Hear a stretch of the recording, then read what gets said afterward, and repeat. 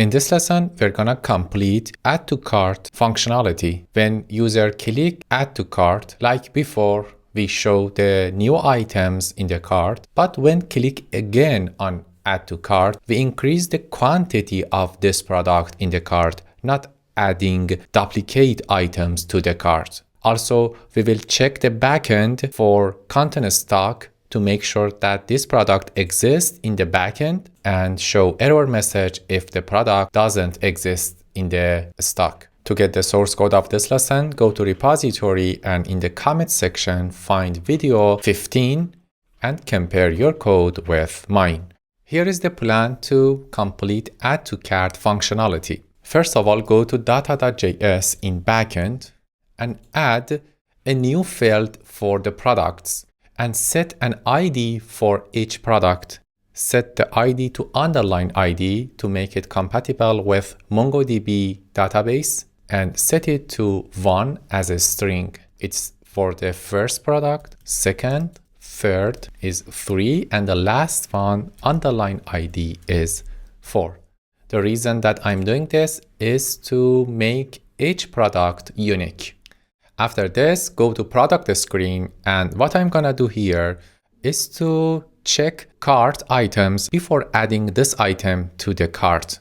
We need to have cart from state. In the React context, deconstruct cart from state, and in the function, use this line of code to find if current product exists in the cart or not. If it exists, I need to increase the quantity by 1. When you click on a product and click again, the quantity should increase. Otherwise, set the quantity to 1. The next command is an AJAX request for the current product. I'm going to make sure that this product content stock is not less than the quantity that I'm going to add to the cart. Make the function async because we are using await here. And if the content stock is less than quantity, show this error message to the user. Save the file and go to the server.js, find the app.get for the slug, duplicate it to create another API like this. And in this line, instead of x.slug, search for x.underline_id, and here it's gonna be rec.params.id. Save the file, go back to product screen, and then go to the store.js. We need to have a fix in this case because we're not gonna add one product multiple times to the cart. To fix this issue, save the item that we're gonna add to the cart in new item, then get exist item based on the criteria that we have used in the product screen. After calculating exist item, it's time to use this command. If we already have this item in the cart, we need to use map function on the cart item to update the current item with the new item that we get from the action.payload. Otherwise, keep the previous item in the cart. If exist item is null, it means that it's a new item, so we need to add it to the end of the array using this command. The last command is return command. What we did here is to update the cart item based on this value.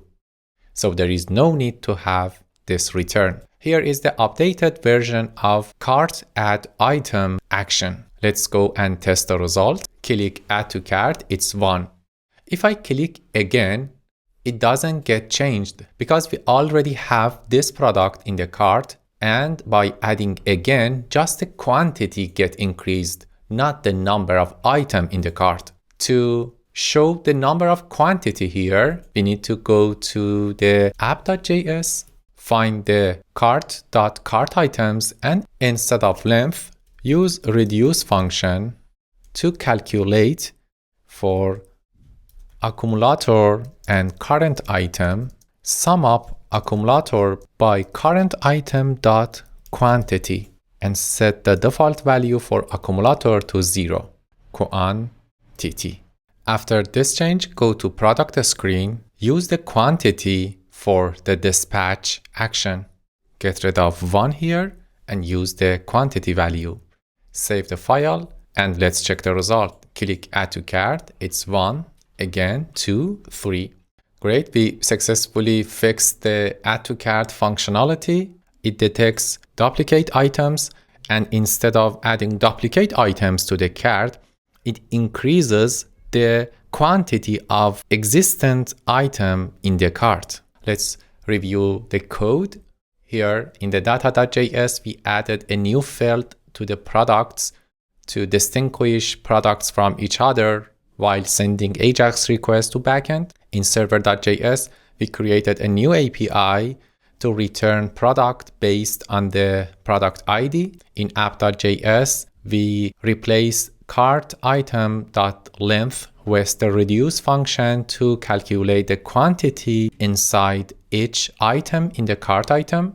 And in the store.js, we fixed the issue in the cart add item action. And in the product screen, we improved add to cart to increase quantity when user click add to cart multiple times.